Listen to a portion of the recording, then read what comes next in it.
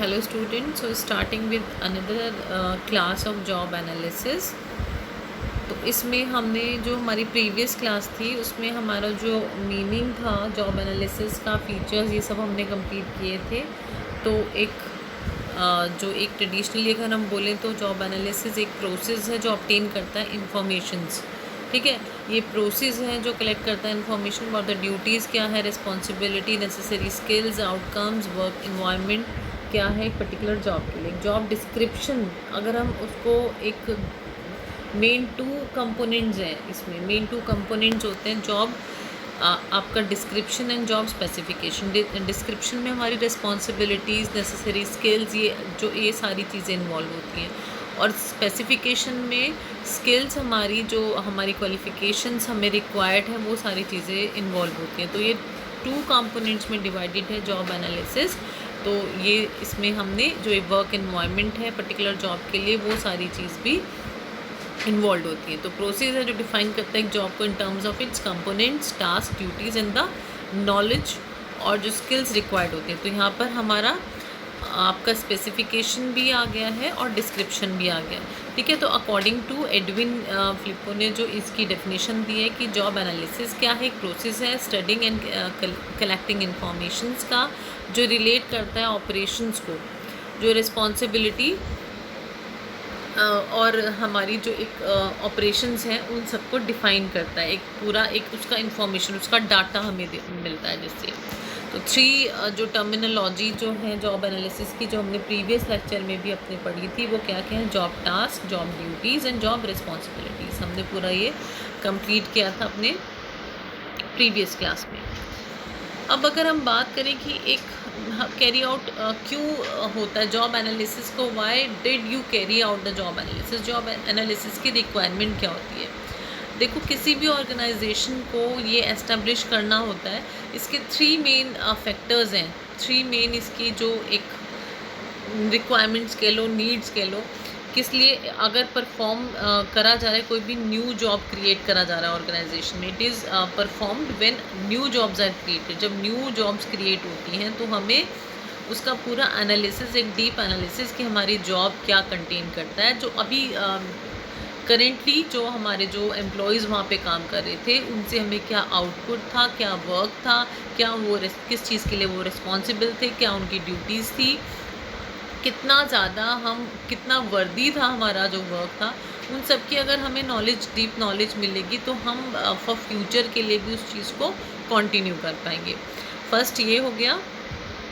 Second इसका एक आता है, it is done when jobs undergo radical transformation. Radical transformation यहाँ पे हम बोलते हैं कि किसी भी तरह के चेंजेस जो हो रहे हैं, चेंजेस फॉर इम्प्रूवमेंट्स, हमारे जो चेंजेस हैं जो इम्प्रूवमेंट के लिए होते हैं, तो वो हमारा रेडिकल, उसको हम ट्रांसफॉर्मेशन कहते हैं। वो किसी भी, कोई भी उसका रीज़न हो सकता है, कोई एडवांसमेंट किया जा रहा है, किसी भी तरह का लेवल चेंज हो रहा है हमारे ऑर्गेनाइजेशन का, हम उसको मतलब हम अपना जो भी कुछ भी जिस भी वर्क में हम इन्वॉल्व हैं उसको हम और ज़्यादा एक्सपेंड कर रहे हैं। कोई भी चीज़ उसमें हो सकता है कि हम इम्प्रूवमेंट के लिए, या कहीं पे कोई लैक है उसकी वजह से हम कोई इम्प्रूवमेंट्स करना चाहते हैं, कहीं पे कोई फ्रस्ट्रेशन क्रिएट है या कुछ भी है, उसकी वजह से हम अगर रेडिकल ट्रांसफॉर्मेशन हमारी जो हमारी ऑर्गेनाइजेशन है उसके अंदर होता है। थर्ड मेन इम्पॉर्टेंट पार्ट है जो उसका, due to changes in new technologies, methods, procedures and systems. अगर किसी भी तरह का कोई भी टेक्नोलॉजिकल चेंजेस हुए हैं, ड्यू टू कोई से भी फोर्सेस, एक्सटर्नल फोर्सेस कोई भी इसमें इन्वॉल्व हो सकता है, जिसकी वजह से टेक्नोलॉजिकल चेंजेस किए जाते हैं, टेक्नोलॉजिकल चेंजेस होते हैं।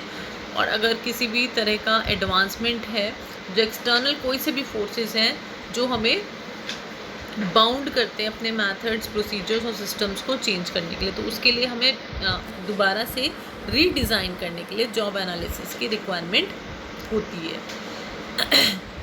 अगर हम बात करें यूजेस की, ऑब्जेक्टिव्स की बात करें जॉब एनालिसिस की, तो ह्यूमन रिसोर्स प्लानिंग। हमें जब जॉब का पता होगा, व्हाट इज़ अवर जॉब, हम जिस जॉब के लिए रिक्रूट करना चाहते हैं, जिस जॉब के लिए हम सिलेक्ट करना चाहते हैं, वो हम प्लेसमेंट करने से पहले हमें पता होना चाहिए कि जॉब की जो रिस्पॉन्सिबिलिटी है, जॉब है वो कौन सी रिस्पॉन्सिबिलिटी को क्रिएट करता है, क्या उसके स्टेटमेंट्स हैं, क्या उसकी ड्यूटीज़ हैं।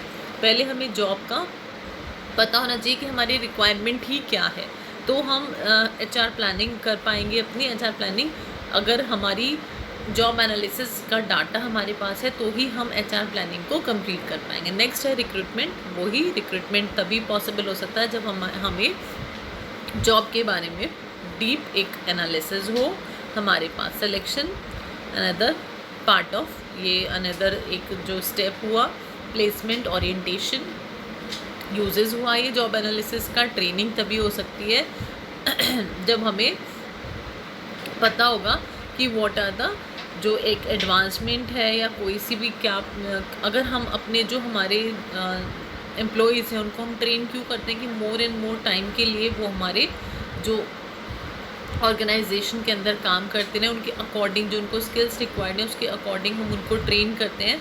तो वो तभी कर सकते हैं जब हम एनालाइज़ करेंगे कि किस किस चीज़ की क्या कौन कौन सी चीज़ों की रिक्वायरमेंट है for doing a particular job. Counselling के लिए जॉब एनालिसिस रिक्वायर्ड है। जब हमें डीप नॉलेज खुद होगी, जब हमने सारी चीज़ों को एनालाइज करा होगा, तो काउंसलिंग। एम्प्लॉय सेफ्टी, जब हम एनालाइज करेंगे जॉब को तो ही हमें पता चलेगा कि कौन सी जॉब सेफ़ है, कौन सी हजार्डियस है हजार्डियस है। तो ये सारी चीज़ों की हमें नॉलेज तब मिलेगी जब हम उसको एनालाइज करेंगे। ठीक है।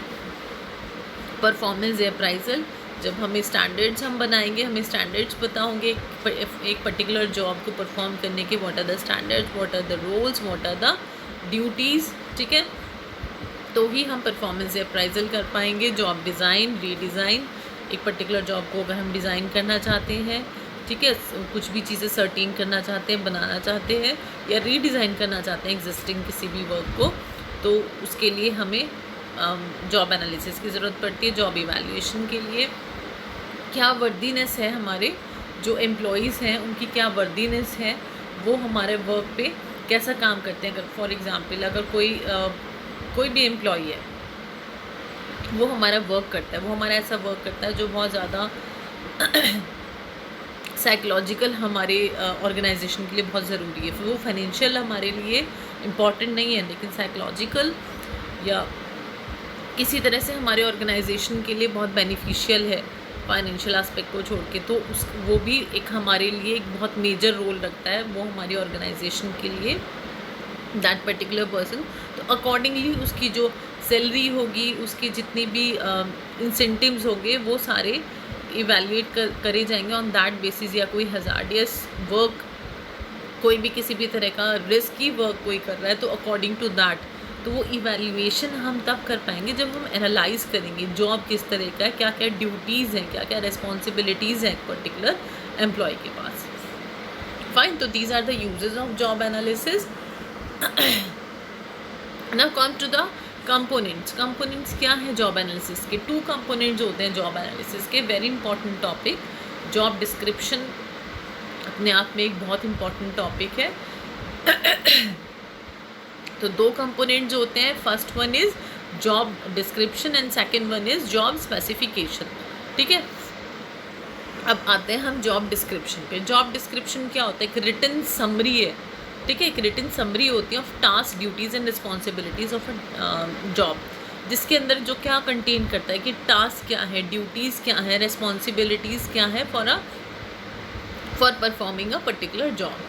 स्पेसिफिकेशन में क्या है कि उन ड्यूटीज़ को, उन रिस्पॉन्सिबिलिटीज़ को हमें परफॉर्म करने के लिए एक पर्टिकुलर जो एक हमें एम्प्लॉई चाहिए, हमें जो एम्प्लॉयज़ चाहिए अपने, वो उनके पास स्किल्स हैं कि वो उन ड्यूटीज़ को, उन रिस्पॉन्सिबिलिटीज़ को परफॉर्म कर पाए।